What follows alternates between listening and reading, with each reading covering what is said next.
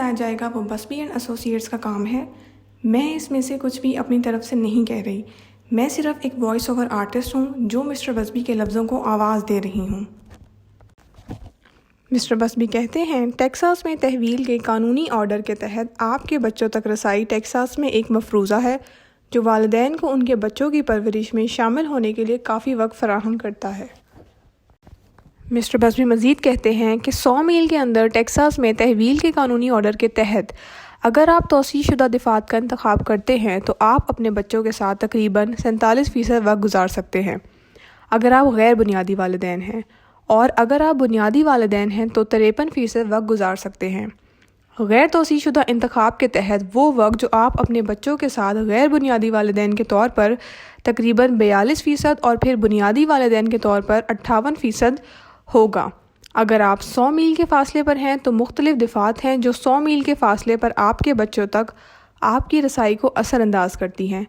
آپ بچوں کے پہلے، تیسرے اور 5ویں ہفتے کے آخر میں جمعے 6 بجے سے اتوار 6 بجے تک اسکول ٹرم کے دوران اور ہر جمعرات 6 سے 8 بجے تک۔ اگر جمعہ یا پیر چھٹی سے پہلے ہوتا ہے تو پھر آپ بچوں کو رکھ سکتے ہیں، یا تو آپ انہیں جمعرات کو 6 بجے لیں گے اور پھر انہیں جمعے کے دن رکھیں گے، یا آپ پیر کو 6 بجے تک بنیادی والدین کے گھر واپس کر دیں گے۔ مسٹر بسبی مزید کہتے ہیں، اپنے حراست کے قانونی آرڈر کو بڑھانے کا اختیار جمعرات کو ہوگا جو آپ کے پاس اسکول ٹرم کے دوران ہوگا۔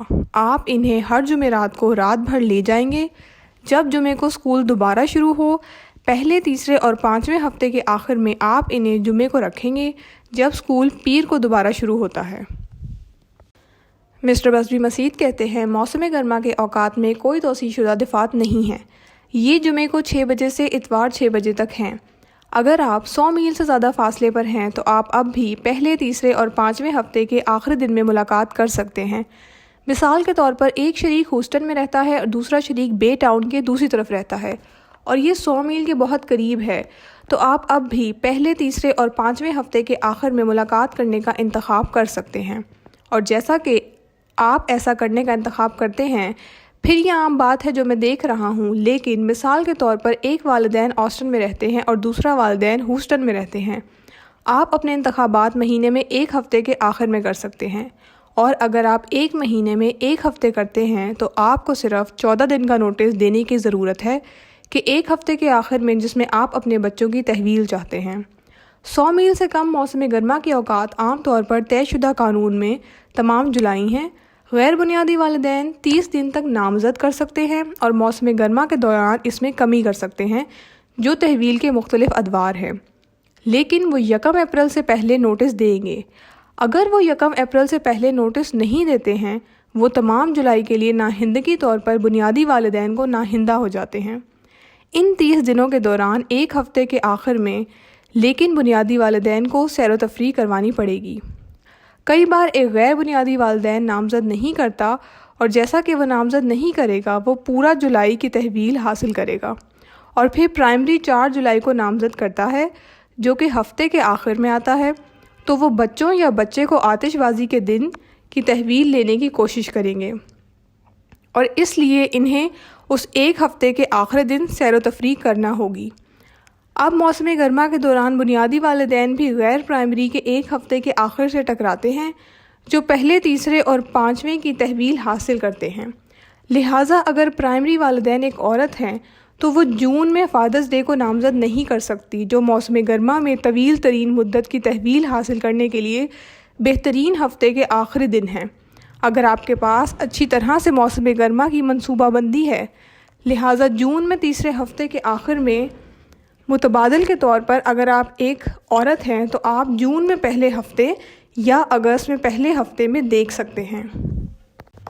مسٹر بسبی مزید کہتے ہیں، لہٰذا میں نے اس خطے کے مختلف اضلاع کے اسکول کو منسلک کیا ہے تاکہ آپ کے پاس نقشے ہوں یہ اندازہ لگانے کے لیے کہ اس علاقے میں کون سے ضلعی اسکول ہیں۔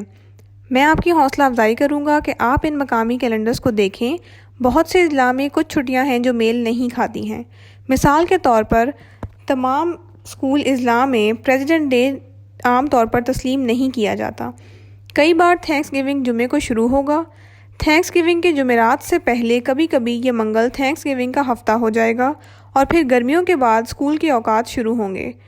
فورتھ بینڈ وہ ہے جو عام طور پر پہلے شروع ہوتا ہے، یہ اگست کے وسط میں شروع ہو جاتا ہے اور HISD جون تک جاتا ہے اور عام طور پر اگست کے آخر تک شروع نہیں ہوتا ہے۔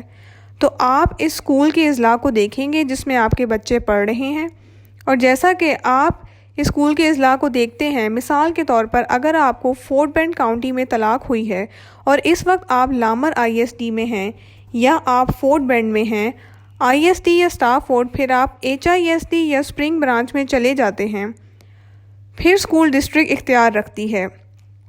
ضروری نہیں کہ آپ کے تحویل کا حکم ہو، اور اگر ایسا ہے تو آپ کو اسکول کے اضلاعی کیلنڈر کو چیک کرنا چاہیے، جس سے کہ آپ اپنا وقت طے کر سکتے ہیں۔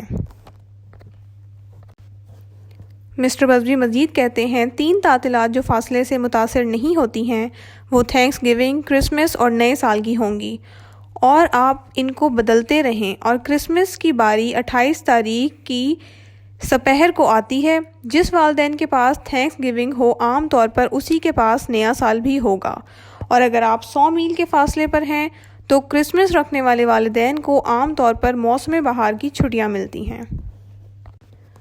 مسٹر بسبی مزید کہتے ہیں میرا نام مائیکل بسبی ہے، میں ایک ہوسٹن فیملی قوانین اور طلاق کا وکیل ہوں۔ میری ویڈیو دیکھنے کے لیے آپ کا شکریہ۔